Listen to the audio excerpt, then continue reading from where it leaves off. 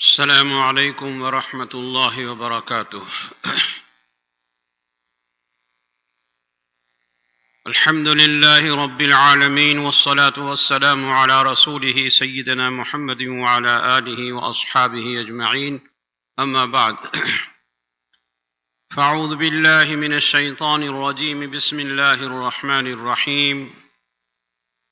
وَإِذْ يَرْفَعُ إِبْرَاهِيمُ الْقَوَاعِدَ مِنَ الْبَيْتِ وَإِسْمَاعِيلُ رَبَّنَا تَقَبَّلْ مِنَّا إِنَّكَ أَنْتَ السَّمِيعُ الْعَلِيمُ رَبَّنَا وَاجْعَلْنَا مُسْلِمَيْنِ لَكَ وَمِنْ ذُرِّيَّتِنَا أُمَّةً مُسْلِمَةً لَكَ وَأَرِنَا مَنَاسِكَنَا وَتُبْ عَلَيْنَا إِنَّكَ أَنْتَ التَّوَّابُ الرَّحِيمُ ربنا وابعث فيهم رسولا منهم يتلو عليهم آياتك ويعلمهم الكتاب والحكمة ويزكيهم إنك أنت العزيز الحكيم صدق اللہ العظیم.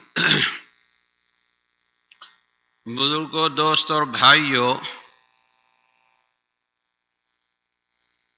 یہ ذی الحجہ کا مہینہ شروع ہو گیا ہے اور آپ کو معلوم ہے کہ اس مہینے میں حج ادا کیا جاتا ہے، اور حج کے لیے مکہ اور بیت اللہ اور کعبہ شریف جایا جاتا ہے. میں نے جو آیت تلاوت کی، اس میں اللہ سبحانہ و تعالی نے تعمیر کعبہ اور اس کے ساتھ ساتھ ابراہیم اور اسماعیل علیہم السلام کی جو کیفیت تھی اس کو بیان کیا ہے. تاریخ اور ہسٹری تو بہت لمبی ہے تاریخ کی، بناء کعبہ کی، کہ کب ہوا، کیسے ہوا، کس مرتبہ ہوا، وہ سارا اس وقت نہیں کہا جاتا. مجھے جو بیان کرنا ہے، یہ 3 آیات میں نے تلاوت کی ہے، اس میں وہ محتم بالشان اور عظیم الشان واقعہ اللہ نے ان دونوں باپ بیٹے کا ذکر کیا ہے، ابراہیم خلیل اللہ اور اسماعیل ذبیح اللہ علیہم الصلاۃ والسلام. قرآن مجید میں اللہ فرماتے ہیں وَإِذْ يَرْفَعُ إِبْرَاهِيمُ الْقَوَاعِدَ مِنَ الْبَيْتِ وَإِسْمَاعِيلُ. اللہ نے اس آیات کو جس طرح اتارا ہے اور جس طرح الفاظ اور سینٹنس بنائے ہیں اللہ نے اتارا ہے، اس میں کافی ہمارے لیے نصیحت ہے اور سبق ہے. سب سے پہلے تو فرمایا وَإِذْ يَرْفَعُ إِبْرَاهِيمُ الْقَوَاعِدَ مِنَ الْبَيْتِ وَإِسْمَاعِيلُ.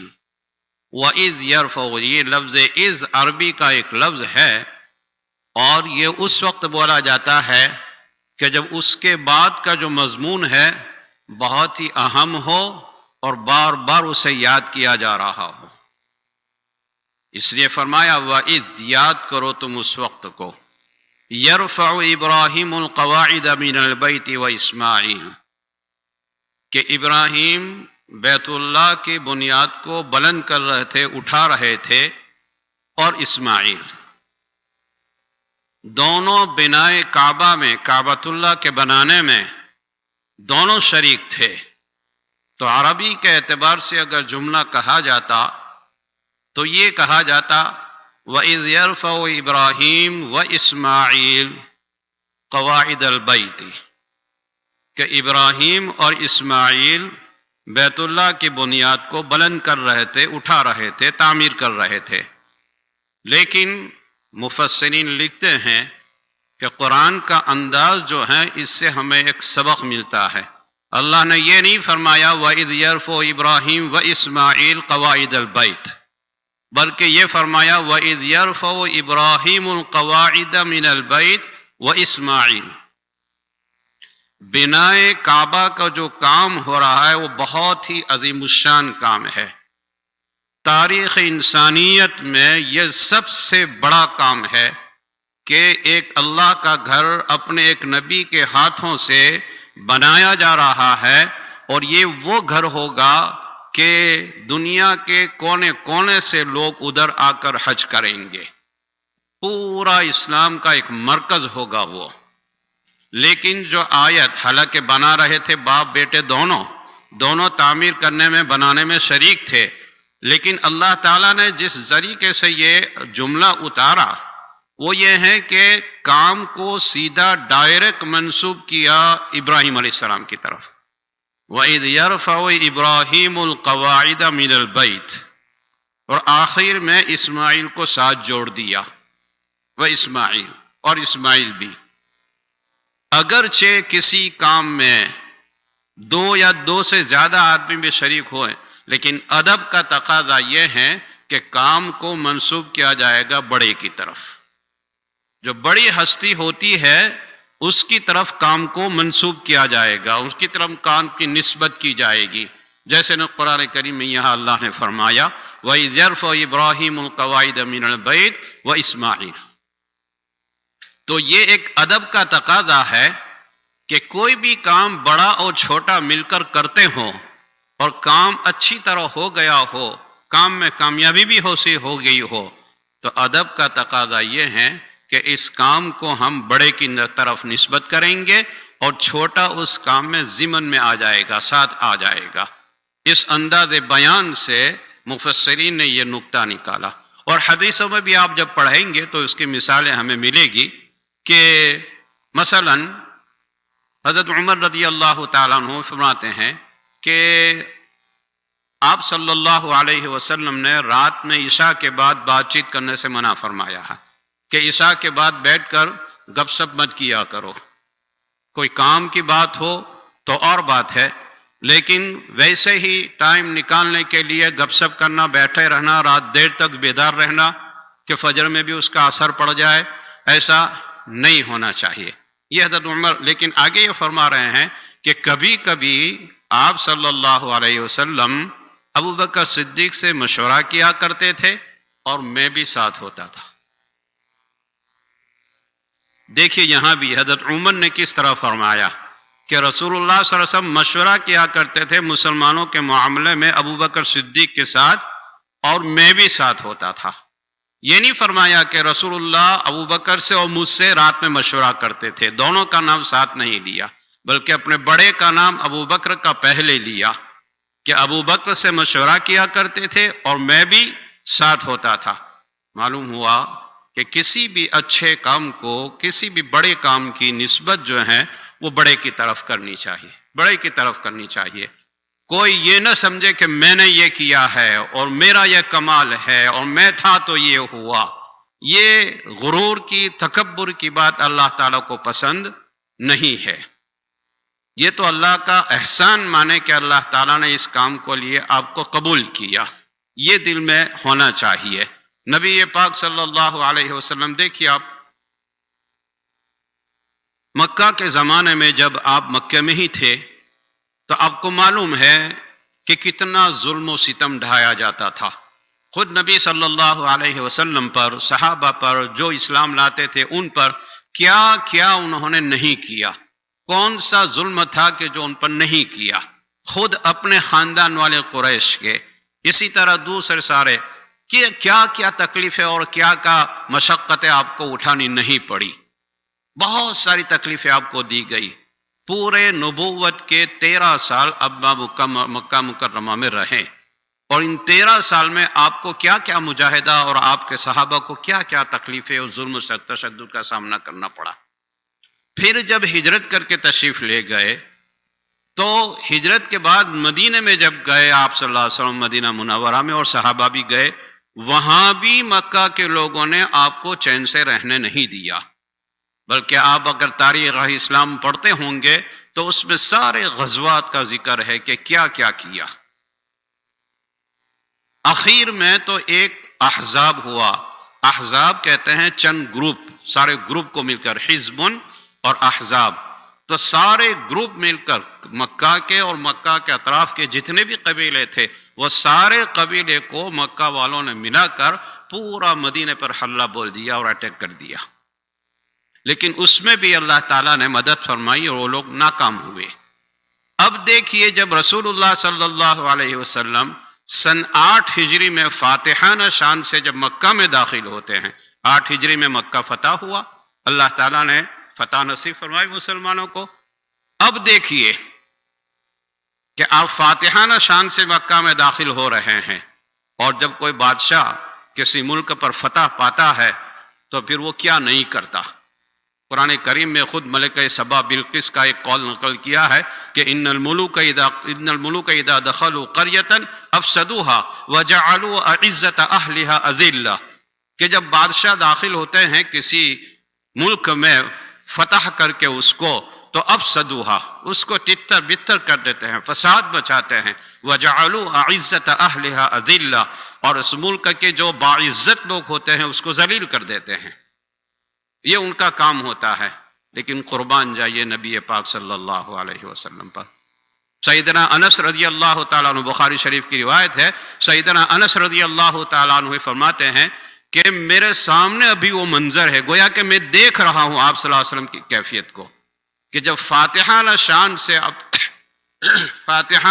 سے آپ داخل ہو رہے ہیں مکہ میں، تو آپ لوگ جو گئے ہوں گے انہوں نے مکہ کا قبرستان معلا دیکھا ہوگا، وہ مکہ کے نیچے کا حصہ ہے، ادھر سے آپ داخل ہو رہے ہیں، اور آپ اپنی اونٹنی پر سوار ہے، اپنی اونٹنی پر سوار ہے، اور سوار ہوتے ہوئے جب داخل ہوئے تو آپ صلی اللہ علیہ وسلم جھکے ہوئے ہیں، وہ ہے کہ آپ کی داڑھی مبارک آپ کے سینے سے لگی ہوئی ہے، یوں جھکے ہوئے ہیں، اور آنکھوں سے آنسو ٹپک رہے ہیں، آنکھوں سے آنسو ٹپک رہے ہیں حضور پاک صلی اللہ علیہ وسلم کے، اور یہ تلاوت کر رہے ہیں انا فتحنا لک فتحا مبینا، انا فتحنا لک فتحا مبینا، کہ یہ فتح اور یہ کامیابی یہ کوئی میرا کمال نہیں ہے، یہ کوئی میری وجہ سے نہیں ہوا ہے، صحابہ کا اور میرے گروپ والوں کا کوئی کمال نہیں ہے، اللہ تعالیٰ نے ہمیں فتح نصیب فرمائی۔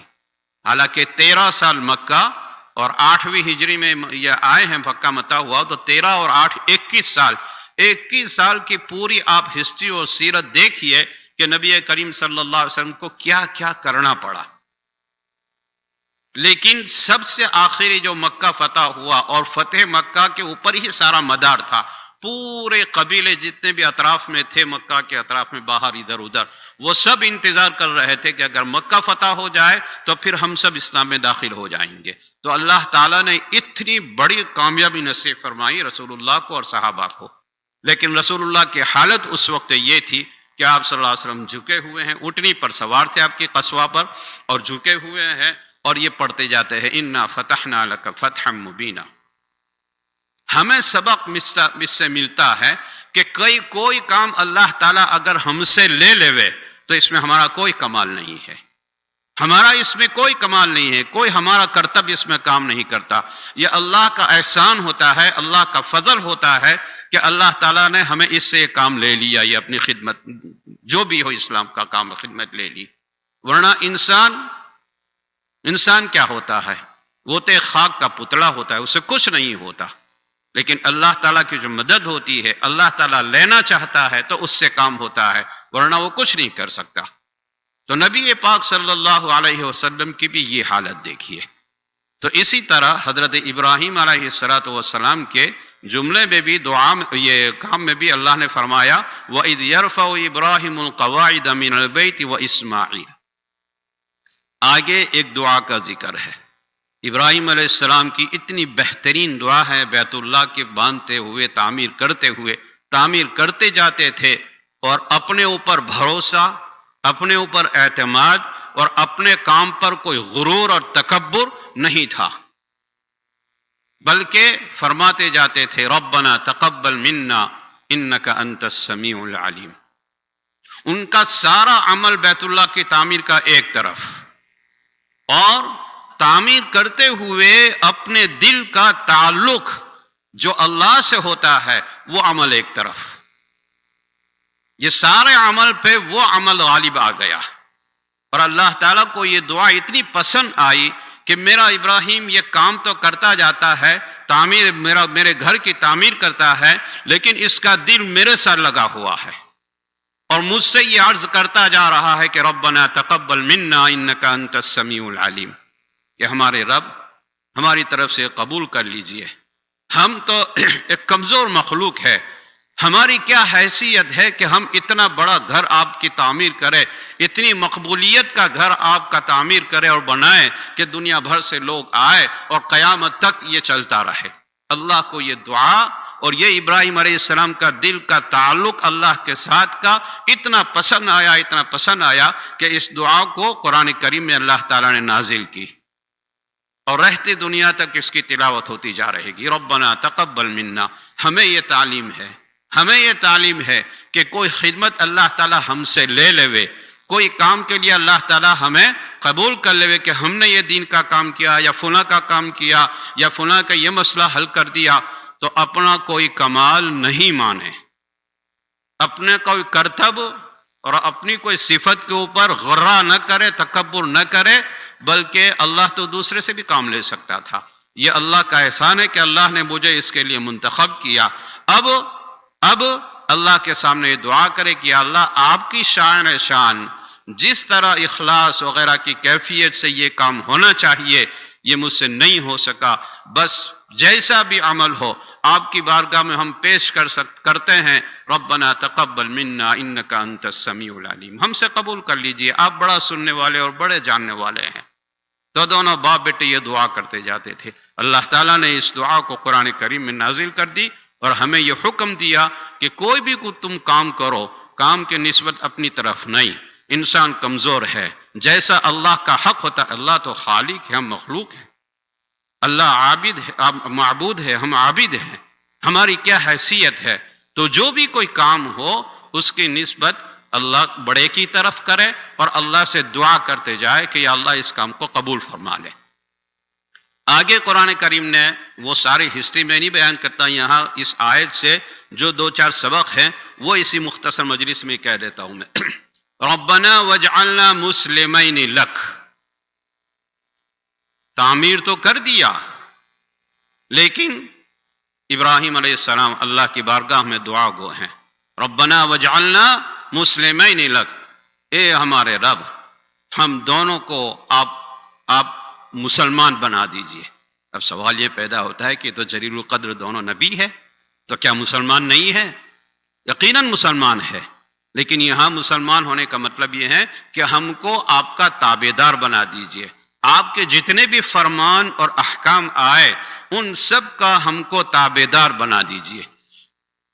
قرآن کریم دوسری آیت میں اللہ فرما رہے ہیں یا ایھا الذین آمنوا ادخلوا فی السلم کافہ، یا ایھا الذین آمنوا، ایمان والوں کو حکم دیا جا رہا ہے، یا ایھا الذین آمنوا، اے ایمان والو، ادخلوا فی السلم کافۃ، اس اسلام کی لڑی میں تم مکمل داخل ہو جاؤ۔ یہ نہیں کہ ہم نے زبان سے کلمہ پڑھ لیا اور ہم مسلمان بن گئے، مومن بن گئے۔ کلمہ پڑھ لینا کافی نہیں ہے، کلمہ پڑھ کر کلمے کے جو تقاضے ہیں اس تقاضے کے اوپر مکمل عمل کرو، داخل کرو، اسلام میں داخل ہو جاؤ۔ اور اسلام نام ہے اعمال کا، احکام کا، ایمان نام ہے دل کے عقیدے کا، ایمان نام ہے دل کے عقیدے کا، اور اسلام نام ہے اس عقیدے کے مطابق عمل کرنے کا۔ عبادتیں ہیں، اخلاقیات ہیں، معاشیات ہیں، جو بھی کام ہو، جو بھی عمل ہو، اس کا نام ہے اسلام۔ تو اللہ فرما رہے ہیں ادخلوا فی السلم یا ایھا الذین آمنوا، اے ایمان والو، ادخلوا فی السلم کافۃ، تم داخل ہو جاؤ اسلام میں مکمل تمہارے اعمال اسلام کے ہو۔ یہ نہیں کہ مسجد میں آئے تب ہم مسلمان اور مسجد سے باہر نکلے تو ہم میں اور غیر مسلم میں کوئی فرق نہیں، یہ کامل داخل ہونا نہیں ہوا۔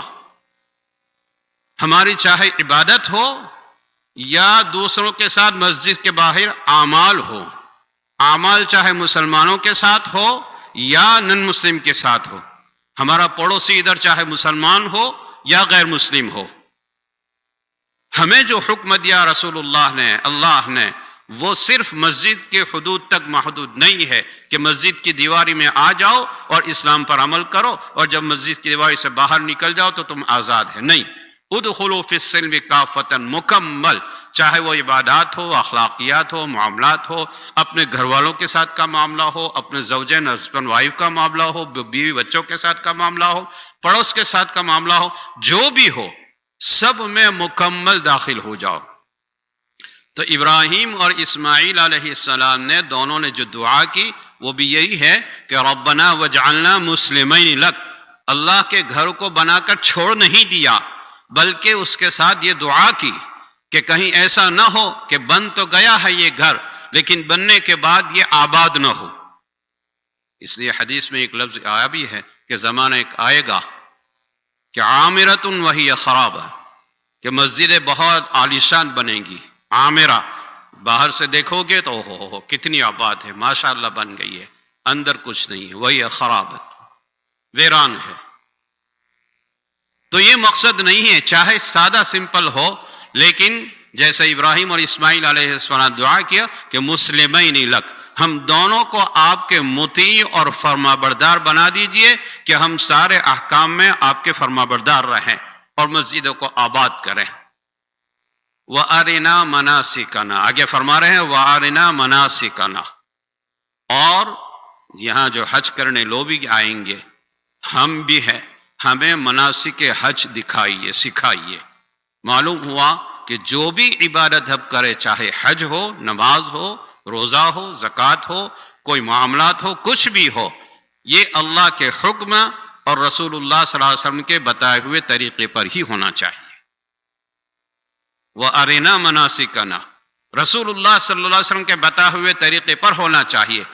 کوئی شخص اگر آپ کے طریقوں کے چھوڑ کر کہے کتنی بھی عبادتیں کرے، وہ اللہ کے ہاں مقبول نہیں ہے۔ اس لیے طریقہ رسول، طریقہ نبی، یہ ہمارے سامنے ہونا چاہیے۔ وَأَرِنَا مَنَاسِكَنَا، اور پھر آخر میں وَتُبْ عَلَيْنَا إِنَّكَ أَنْتَ التَّوَّابُ الرَّحِيمُ، ہم نے یہ بھی کیا، یہ بھی کیا، لیکن بہت کوتا ہے ہماری کوتاہی کو معاف فرما کر آپ ہماری توبہ قبول کر لیجئے۔ یہ عمل تو ایسا نہیں ہے کہ ہم آپ کی بارگاہ میں پیش کریں، لیکن آپ کی رحمت سے امید کرتے ہوئے ہمارے اسی عمل کو آپ قبول کر لیجئے۔ وَتُبْ عَلَيْنَا إِنَّكَ أَنْتَ التَّوَّابُ الرَّحِيمُ۔ اس کے بعد جو دعا کے رہے ہیں حضرت ابراہیم علیہ السلام، بہت زبردست دعا ہے۔ مسجد بنا دی، بیت اللہ بنا دیا، اپنے لیے، اپنے بیٹے کے لیے دعا کر لی، تعلیم کی دعا کر لی، لیکن پھر جو دعا ہو رہے ہیں، ہم سب پر ابراہیم علیہ السلام کا احسان ہے۔ جو دعا آپ نے کی ہے، ربنا وابعث فیہم رسولا منہم، یا اللہ انہی میں سے ایک رسول بھیجیے ان کی طرف، اور یہ کیا کریں گے؟ ربنا وابعث فیہم رسولا منہم یتلو علیہم آیاتہ، جو آپ کی کتاب کی تلاوت کرتے رہے، وَيُعَلِّمُهُمُ الْكِتَابَ، اور قرآن کریم کے معانی کو، کتاب کے معانی کو سکھاتے رہے ان کو، والحکمہ، اور حکمت کی، دانائی کی، مسائل کی باتیں بیان کرے، وَيُزَكِّيهِمْ، اور ان کے اخلاق کو، ان کے دل کو پاکیزہ کرے۔ یہ ابراہیم علیہ السلام نے دعا کی، بنا کر چھوڑ نہیں دیا، بلکہ قیامت تک آنے والے انسانوں پر ابراہیم علیہ السلام کا سب سے بڑا احسان ہوا کہ انہوں نے اس بیت اللہ کی تعمیر کے بعد ہمارے لیے دعا کی، ہمیں دعا میں یاد کیا کہ انہی میں سے ایک رسول بھیج، اور یہی دعا کی قبولیت ہے کہ اللہ تعالیٰ نے بنو اسماعیل میں محمد صلی اللہ علیہ وسلم کو مبعوث فرمایا اور آپ کو آخری نبی بنایا، کہ جنہیں آ کر رسول اللہ نے آ کر رسولا منہم وابعث فیہم رسولا منہم یتلو علیہم آیاتی، جو قرآن کریم پڑھے، اور قرآن کریم پڑھنا صرف پڑھنا نہیں، وَيُعَلِّمُهُمُ الْكِتَابَ، وہ کتاب کے معنی کو بھی سکھائے۔ معلوم ہوا کہ کوئی شخص قرآن کو سامنے لے کر اسٹڈی کرتا پھرے کہ میں تو بہت عربی جانتا ہوں اور میں عربی زبان سے اس قرآن کو سمجھوں گا، نہیں سمجھ سکتا۔ وہ قرآن کریم کو سمجھنے کے لیے تعلیم رسول سامنے ہونے چاہیے، رسول اللہ کی تعلیم، اور رسول اللہ کے سب سے اولین شاگرد کون تھے؟ صحابہ۔ تو رسول اللہ اور صحابہ سے جو سو تفسیر منقول ہے، اس کو پہلے سامنے رکھنا پڑے گا۔ اپنی طرف سے کوئی تفسیر کر کے سمجھ نہیں سکتا۔ قرآن کریم میں ہے قد جاءکم من اللہ نور وکتاب مبین، اللہ کی طرف سے تمہارے پاس نور اور کتاب مبین آیا۔ کتاب مبین سے مراد قرآن مجید ہے، نور سے مراد رسول اللہ صلی اللہ علیہ وسلم کی ذات گرامی ہے. جب تک کتاب مبین کے ساتھ رسول اللہ کی روشنی نہیں ہوگی، یہ نور نہیں ہوگا، یہ ایسے ہی ہوگا جیسے اندھیرے میں کوئی کتاب پڑھ رہے ہیں. اندھیرے میں کتاب پڑھنے سے کوئی فائدہ ہو سکتا ہے؟ نہیں ہو سکتا. ویسے رسول اللہ کو چھوڑ کر، رسول اللہ کے صحابہ کو چھوڑ کر اگر کوئی کتاب کو سامنے رکھ کر بہت بڑا عربی کا ماہر ہو زبان کا اور یہ کہے کہ میں اسٹڈی کرتا ہوں، اس کا معنی بیان کرتا ہوں، وہ گمراہ ہوگا، وہ گمراہ ہوگا. ان کو رسول اللہ کی اور صحابہ کی جو اصول ہے تفسیر کے معنی کے جو بیان کیے ہیں ان کو سامنے رکھنا پڑے گا. فرمایا کہ وَيُعَلِّمُهُمُ الْكِتَابَ وَالْحِكْمَةَ وَيُزَكِّيهِمْ. اصل بات تزکیہ، دل کی صفائی کا ہے. اصل بات دل کی صفائی کا ہے. آدمی چاہے ظاہراً کتنا بھی اپنا حلیہ ایسا بنا لے، لیکن دل میں اگر تقوی نہیں ہے، دل اس کا صاف نہیں ہے، مزکہ نہیں ہے، تو وہ کسی کام کا نہیں ہے. اللہ تعالیٰ کے یہاں اعمال کی صورت نہیں دیکھی جاتی. اللہ تعالیٰ کے یہاں دل دیکھا جاتا ہے کہ کس دل سے، کس اخلاص کے ساتھ یہ عمل اس نے کیا ہے. اس لیے جب تک تزکیہ نہ ہو، اپنے دل کی اصلاح نہ ہو، اعمال میں اخلاص آنا مشکل ہے. اعمال میں اخلاص آنا مشکل ہے. اور تزکیہ کس سے ہوگا؟ نبی کریم صلی اللہ علیہ وسلم نے اپنے صحابہ کا تزکیہ کیا، صحابہ نے اپنے ماننے والوں کا تزکیہ کیا. اور جو اولیاء اللہ ہے وہ تزکیہ کرتے ہیں دل کا، دل کو اللہ سے ملا دیتے ہیں. البتہ اس کے اسباب ہے، دل کو صاف کرنے کا، دل کو پاک کرنے کے اسباب ہے، ذریعہ ہے. اور ذریعہ کیا ہے؟ یا ایھا الذین آمنوا اتقوا اللہ وکونوا مع الصادقین. اللہ سے ڈرتے رہو، معاملات میں، عبادات میں، جس میں بھی ہو، اور سچے لوگوں کے ساتھ ہو جاؤ. جو اللہ کے نیک بندے ہیں ان کی صحبت میں رہو. اگر ان کی صحبت میں نہیں جا سکتے تو ان کی جو کتابیں لکھی ہوئی ہیں تزکیے کے لیے، اپنے دل کو صاف کرنے کے لیے، اپنے دل میں اخلاص پیدا کرنے کے لیے، اللہ کے ساتھ ربط قائم کرنے کے لیے جو ہدایت دی ہوئی ہے، جو گائیڈنس اس میں لکھا ہوا ہے، اس کو پڑھو. اس کو پڑھ کر اپنی عبادات میں خلوص پیدا کرو، اپنی عبادات میں اللہ کے ساتھ ربط قائم کرو. یہ حضرت ابراہیم اور حضرت اسماعیل اور اسی بنو اسماعیل سے جناب محمد الرسول اللہ صلی اللہ علیہ وسلم کی تشریف آوری ہوئی. پوری اس آیت کریمہ میں 3 آیتیں ہیں، اللہ تعالیٰ نے اس کو مختصر بیان کیا ہے. اب ظاہر ہے کہ یہ حج کی ایک عبادت ہے. حج کی عبادت جو ہے وہ بالکل عاشقانہ ہے، بالکل عاشقانہ ہے. اس عبادات کے حکم کو جو دیا گیا ہے اس کو آپ اگر سمجھنے جاؤ عقل سے تو بعض مرتبہ وہ سمجھ میں نہیں آئے گا. کیوں؟ کہ جو کسی کی محبت میں، کسی کی عشق میں پاگل ہو گیا ہو اور وہ جو کام کرتا ہے وہ کام کسی دوسرے کے سمجھ میں نہیں آتا. وہ جو کام کرتا ہے وہ کام کسی دوسرے کے سمجھ میں نہیں آ سکتا. آپ اس کو پاگل کہیں گے کہ یہ کیا کر رہا ہے، پاگل ہو گیا ہے کیا؟ لیکن اس کا دل جانتا ہے کہ وہ جس کے لیے مر رہا ہے، جس کے لیے پاگل ہو رہا ہے، اس میں اس کو کتنا مزہ آتا ہے. تو یہ اللہ کے گھر جاتا ہے، بیت اللہ کا چکر لگاتا ہے، اپنے محبوب کو ڈھونڈتا ہے، معاشقانہ حال میں کپڑے بھی اتار دیے ہیں، کبھی بیت اللہ میں چکر لگاتا ہے، کبھی عرفات میں جاتا ہے، کبھی مینا میں جاتا ہے، کبھی مزدلفہ میں رات کو پکارتا ہے. یہ سب جو ہے ایسی عبادتیں ہیں کہ آدمی عقل سے اگر سوچنے جائے تو اس کو کوئی حکمت، کوئی وجہ سمجھ میں نہیں آتی. یہ ساری عبادت جو ہے وہ عاشقانہ ہے، محبتانہ ہے. تو اللہ تعالیٰ کا یہ بہت بڑا شکر احسان ہوا کہ اللہ تعالیٰ نے ہمیں دین نصیب فرمائے. اگرچہ ہم وہاں نہیں پہنچ سکتے، اگرچہ ہم وہاں نہیں پہنچ سکتے، لیکن اللہ کا یہ کرم اور احسان ہے کہ اللہ تعالیٰ نے اتنا بھی کہہ دیا ہے کہ جو لوگ اپنی اپنی جگہ پر رہ کر بھی میرے ان عاشقوں کی شکل اختیار کریں گے، میرے ان عاشقوں کے اعمال کی مشابہت اختیار کریں گے، میری رحمت اس کو بھی شامل کر لے گی، میری رحمت اس کو بھی ڈھانپ لے گی، اپنے اندر لے لے گی. اسی لیے فرمایا ہے کہ یہ 10 دن جو ہیں یہ 10 دن کی خاص فضیلتیں آئی ہوئی ہیں، اس میں سے کندی تو گزر گئے، آج جمعہ ہے، سیٹرڈے سنڈے اور منڈے کو عرفہ ہے اور ٹیوزڈے کو عید کا دن ہے۔ ابھی یہ 3 دن باقی ہے، جمعہ، سیٹرڈے، سنڈے اور منڈے، یہ دن باقی ہے۔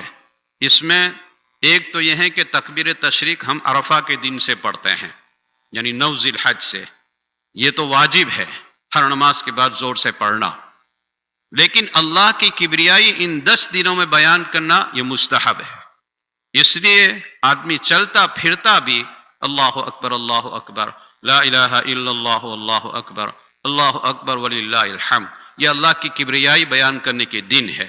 یہ مستحب ہے کہ جب ذی الحجہ کا چاند نظر آ جائے تو یہ خود پڑھتا رہے، جتنا ہو زیادہ پڑھتا رہے اور اللہ سے اپنا تعلق مضبوط کرتا رہے، اور عرفہ کے دن ہو سکے تو روزہ رکھے۔ اللہ کے رسول نے فرمایا کہ عرفہ کے دن پچھلے 1 سال کا اور آنے والے 1 سال کے گناہ کو معاف کر دیتے ہیں۔ اس لیے ہمیں یہ موقع اپنے ہاتھ سے نہیں جانے دینا چاہیے۔ اللہ تعالی ہم سب کو عمل کی توفیق نصیب فرمائے۔ آپ کو معلوم ہے کہ ٹیوزڈے کو انشاءاللہ عید الاضحیٰ ہوگی، اور ویدر اگر ساتھ دیا تو انشاءاللہ نماز باہر پڑھی جائے گی میدان میں پیچھے، اور 6:20 کو 6:20 کو پہلی نماز ہوگی اور دوسری 7:20 کو ہوگی انشاءاللہ۔ تو آپ سب حضرات یہ ماسک ہے، مسلح ہیں، یہ وغیرہ لے کر آ جائیں۔ اس دن فجر کی نماز کتنے بجے ہوگی وہ بھی اعلان کر دیا جائے گا انشاءاللہ، تاکہ اس وقت آپ آ جائیں تو پھر گھر جانے کی ضرورت نہ پڑے، عید کی نماز پڑھ کے ہی پھر جائیں۔ جزاکم اللہ خیر۔ الحمد لله الذي جعل يوم عرفة عظيم الأجر جليل القدر، وأشهد أن لا إله إلا الله وحده لا شريك له، وأشهد أن سيدنا ونبينا محمدًا عبد الله ورسوله، فاللهم صل وسلم وبارك عليه وعلى آله وصحبه أجمعين وعلى من تبعهم بإحسان إلى يوم الدين. أما بعد، فأوصيكم عباد الله ونفسي بتقوى الله. قال جل في علاه: وتزودوا فإن خير الزاد التقوى واتقون يا أولي الألباب. أيها المؤمنون، أنزل الله عز وجل في يوم عرفة قوله: اليوم أكملت لكم دينكم وأتممت عليكم نعمتي ورضيت لكم الإسلام دينا، أي أكملت لكم الفرائض والأحكام وبينت لكم الحلال والحرام، فتم الدين وتمت معه مكارم الأخلاق. قال النبي صلى الله عليه وسلم: إنما بعثت لأتمم مكارم الأخلاق. عباد الله، إن الدين كله أخلاق، فذكر الله يورث الإنسان خشية الله تعالى ومراقبة، فيحرص على عمله ويتقنه ويؤدي أمانته ويحسن إلى أهله وأقاربه ومجتمعه. وإن إقامة الصلاة في وقتها تحمل صاحبها على فعل الخيرات وترك المحرمات. قال تعالى: وأقم الصلاة إن الصلاة تنهى عن الفحشاء والمنكر. والصيام يجعل الإنسان يمسك لسانه ويحفظ جوارحه. وحج بيت الله الحرام تتجلى فيه محاسن الدين، إذ يقف الحجيج على صعيد عرفات ملبين يدعون ربا واحدا، يتراحمون فيما بينهم ويتعاونون على طاعة ربهم، مجسدين الأخلاق التي جاء بها الدين، معظمين شعائر ربهم. وهكذا يتعلم المؤمن من شعائر دينه مكارم الأخلاق ليصل إلى كمال الإيمان. قال: أكمل المؤمنين إيمانا أحسنهم خلقا. فاللهم ارزقنا أحسن الأخلاق والصفات، ووفقنا لاغتنام هذه الأيام المباركات، واكتب لنا أعلى الدرجات. أقول قولي هذا وأستغفر الله لي ولكم فاستغفروه إنه هو الغفور الرحيم.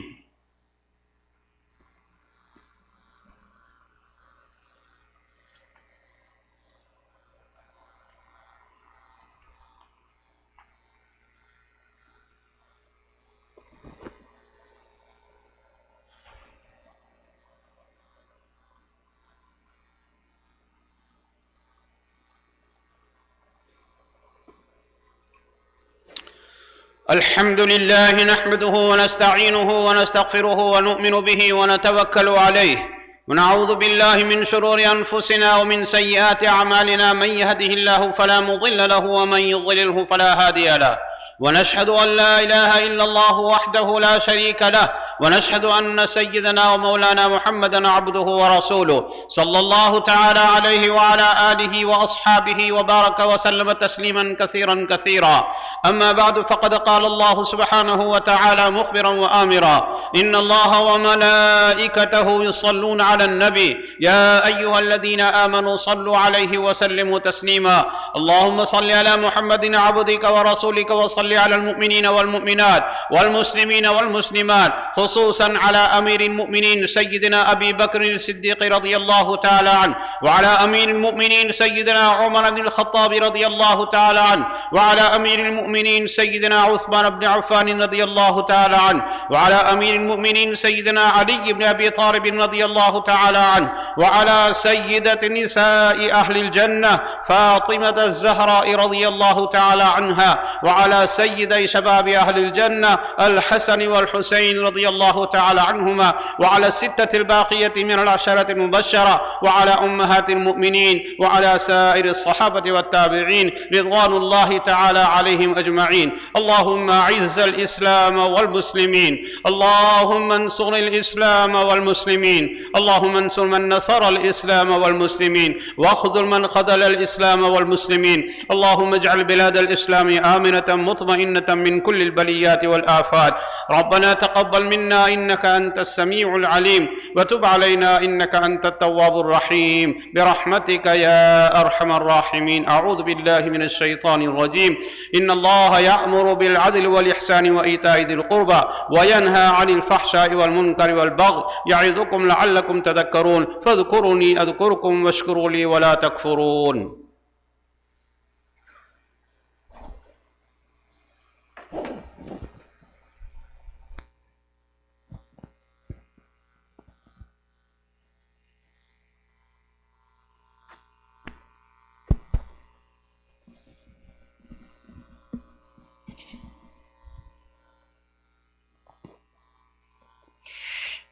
الله أكبر الله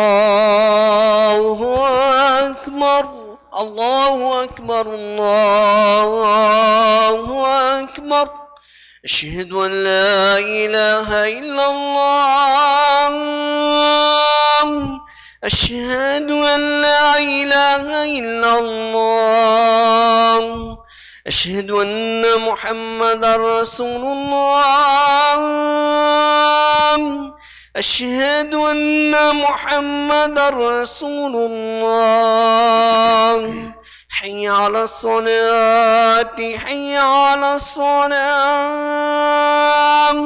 حي على الفلاح حي على الفلاح. قد قامت الصلاة قد قامت الصلاة. الله أكبر الله أكبر لا إله إلا الله. الله أكبر. سبحانك.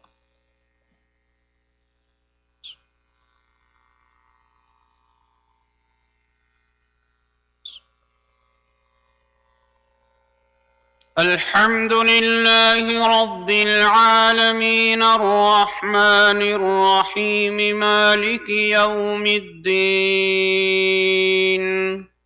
إياك نعبد وإياك نستعين. اهدنا الصراط المستقيم صراط الذين أنعمت عليهم غير المغضوب عليهم ولا الضالين.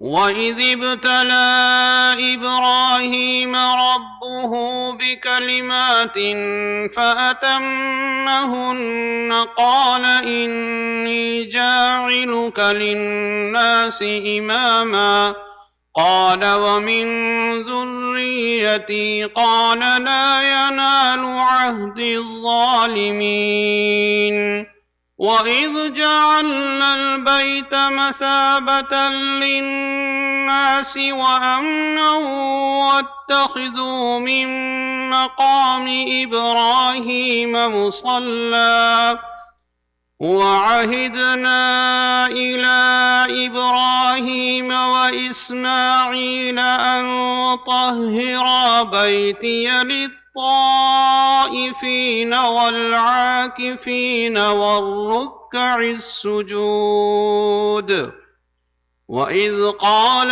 إبراهيم رب اجعل هذا بلدا آمنا وارزق أهله من الثمرات من آمن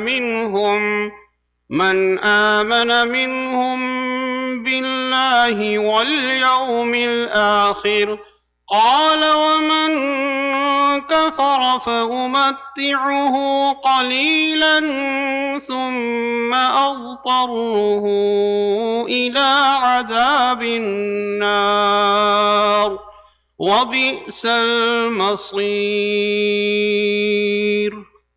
الله أكبر.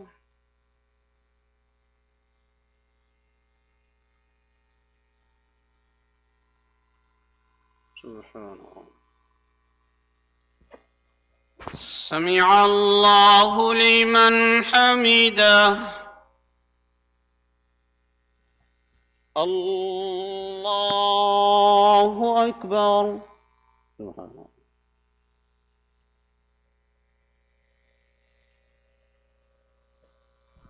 الله أكبر.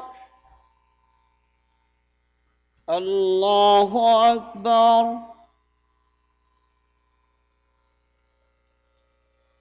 سبحان ربي. الله أكبر. الحمد لله رب العالمين الرحمن الرحيم مالك يوم الدين إياك نعبد وإياك نستعين اهدنا الصراط المستقيم صراط الذين أنعمت عليهم غير المغضوب عليهم ولا الضالين.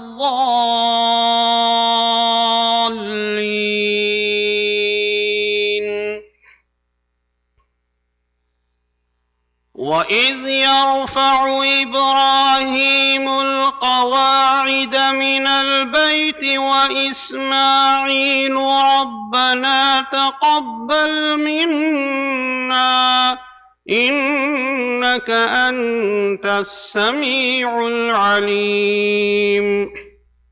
ربنا واجعلنا مسلمين لك ومن ذريتنا أمة مسلمة لك وأرنا مناسكنا وتب علينا إنك أنت التواب الرحيم.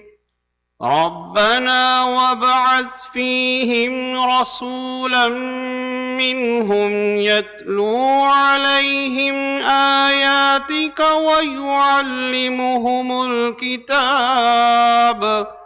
ويعلمهم الكتاب والحكمة ويزكيهم إنك أنت العزيز الحكيم. الله أكبر.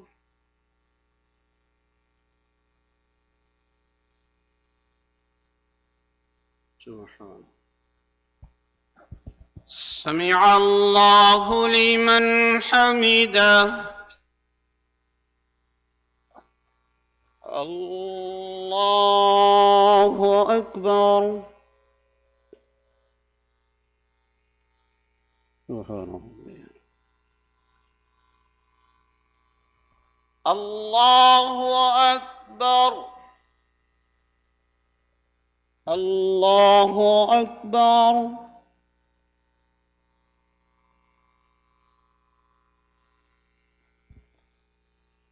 الله أكبر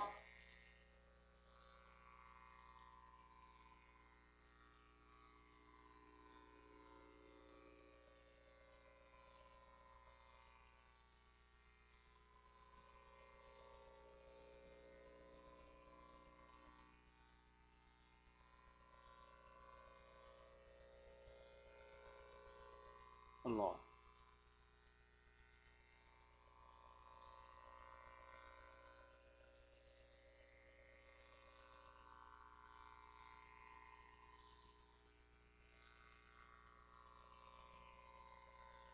الله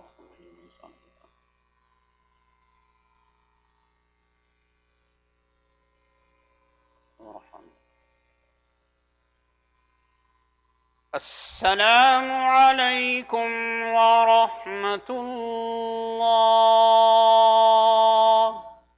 السلام عليكم ورحمة الله استغفر الله استغفر الله لا إله إلا هو الحي. بسم الله الرحمن الرحيم الحمد لله رب العالمين والعاقبة للمتقين والصلاة والسلام على رسوله سيدنا محمد وآله وأصحابه أجمعين. ربنا ظلمنا أنفسنا وإن لم تغفر لنا وترحمنا لنكونن من الخاسرين.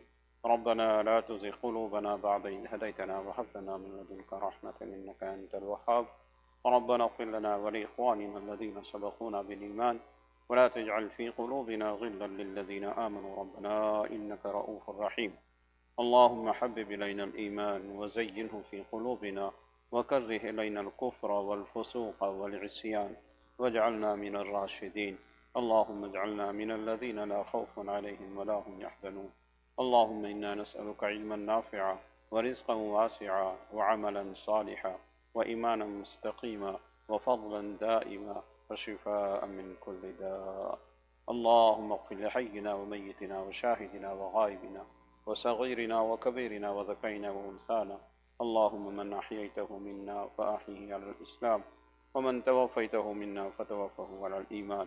يا فاطر السماوات والأرض أنت ولينا في الدنيا والآخرة. توفنا مسلمين وألحقنا بالصالحين غير خزايا ولا ندامى ولا مفتونين. ربنا تقبل منا إنك أنت السميع العليم وتب علينا إنك أنت التواب الرحيم. وصلى الله تعالى على خير خلقه سيدنا محمد وآله وأصحابه أجمعين برحمتك يا أرحم الراحمين.